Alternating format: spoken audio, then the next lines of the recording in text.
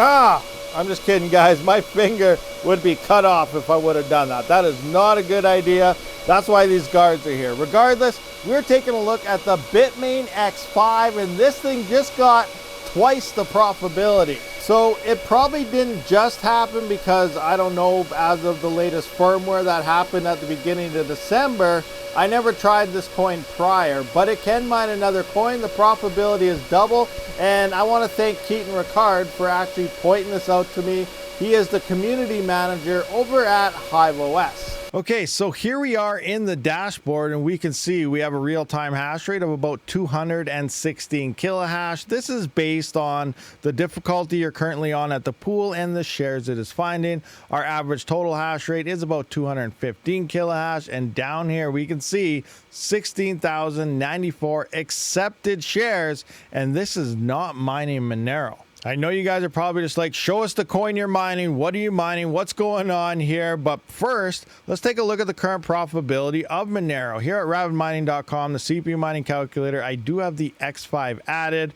And, well, Zeph's not even looking that good anymore. So it doesn't really matter if we get Zeph support at this point. I'm just kidding, guys. Zeph's probably going to do some good things. But regardless, Monero on free power, it's about $6.82 right now. Current network difficulties and coin prices there, and after power $3.26. So what I am mining here is QRL, or quantum resistant ledger. If you've been CPU mining for a while, you probably heard about this coin. It's been around for a long time, hasn't really been doing anything, but it's currently making about $11 a day. Now this is actually down quite a bit. I do find that it seems to be like a time-based thing. Maybe people are, you know, testing out X5s or other things that just went to 12, but there have been times when this was making around $24 a day. A couple days ago it was also upwards of $30 a day, but I do notice it's on like a scheduling thing. Like towards the evening right now, it is down to where it is now 11, 12, almost $13 a day. But when I wake up in the morning for about 6 to 8 hours, it is around $20 to $30. So it could just be people scheduling rigs based on their power price, low peak hours, and so on, turning on and moving hash rate around. But this coin has been dead for a while, and it has been seeing some big hash rate spikes since the latest price pump. So if we come into QRL right now, we can see it's up 91%. So it's actually up more than it was a little while ago, but it is actually down a little bit in the past 7 days, but it's around 23 cents. Now we can see the current hash rate is about 13. A couple days ago, it was only like 4 mega hash or so, and right now we can see like Hero Miners alone is at 8.5 mega hash. There have been spikes upwards of over 22 mega hash here, and it's happening on various numbers of pools of these giant spikes. Whether that's API errors or not, I'm not really sure, but we are seeing an incline in hash rate picking up. And like I said, you know, it's been pretty steady and a dead coin for a very long time. Then out of nowhere, we're starting to see some interest happen. So I don't really know what's going on here. Is Bitmain testing stuff out, or is, you know, other people testing out their X5s, or it's just a scheduling thing kind of going on there. So, you know, we are seeing better profitability mining a different coin with the X5. Now there's something else here I kind of want to go through. It's not related to the X5 directly, but it kind of is. Just by the way Bitmain does their miners, they seem to limit it, and I have no idea why they do this. Or maybe they mess up and they just say, okay, well, we meant to do it. I have no idea.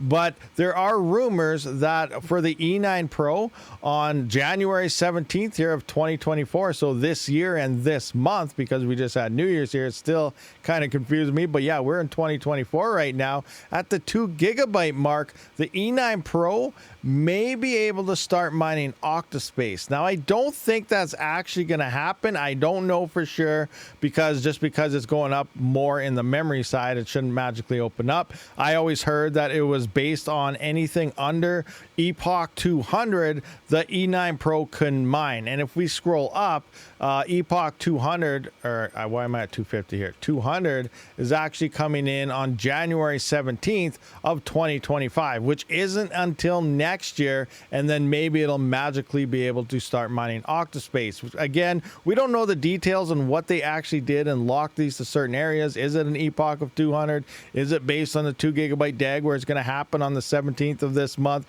We're definitely going to have to keep our eyes and ears open and keep an eye on this and see if we see hash rate spikes or anything happen happen on Octa around that time. But for now, I don't think it's going to happen. But again, we don't know. Now, how does this resemble the X5? It is locked to a block height as well, kind of like how this epoch is. So if we come into Monero here, scroll on down to the current block height, and yes, mining pool stats is delayed anywhere from 5 to 10 minutes at times, even though it's saying 4 minutes here. So really this is like 9 minutes ago or something that this was actually mined. So it looks like we are at around, you know, a little over 3 million blocks here. And if we come into QRL here, scroll on down, we are at almost 3 million. So I don't know where their hard lock is. I did an XMRig dev, you know, I mined to his dev pool. He was kind of tracking it to see how it performs. I did the same thing with NiceHash. They were tracking it to see what was going on with shares. And inside the miner itself, it gives a blob error on something like Zeph and stuff. So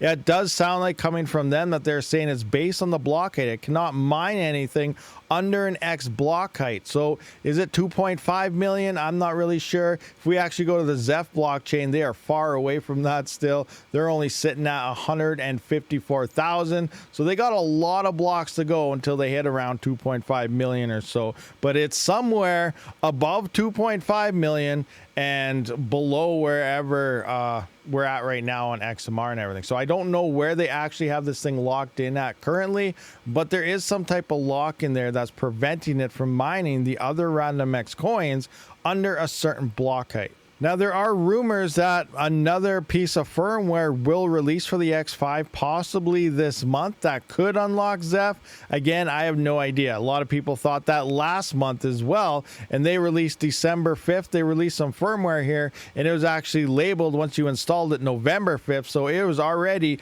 posted a month after they already had it live on their end. So that doesn't mean we probably have Bitmain. They could be mining on their own machines on Zeph right now, and they might wait a few months to finally release that firmware. But you know, sometimes around the 5th to the 10th, it seems like that's the date a lot of these companies like to release their firmware, that maybe we will see a future update. Now, the last one didn't really do anything that I'm aware of other than say it tweaks some of the mining efficiencies or something. It's doing the exact same amount of numbers. I don't know what it actually did. Maybe that's what unlocked QRL there, or I never tested it prior. I don't know, but we'll just have to wait and see if more firmware eventually finally comes out. But regardless, we are looking at least double the profitability on the X5 instead of mining Monero directly, depending on how much hash does come over to QRL. How that price does, we have no idea. And if you are looking for any type of ASIC miners, be sure to head on over to Crypto Miner Bros. Link is down in the description. Code RABID will grant you $50 off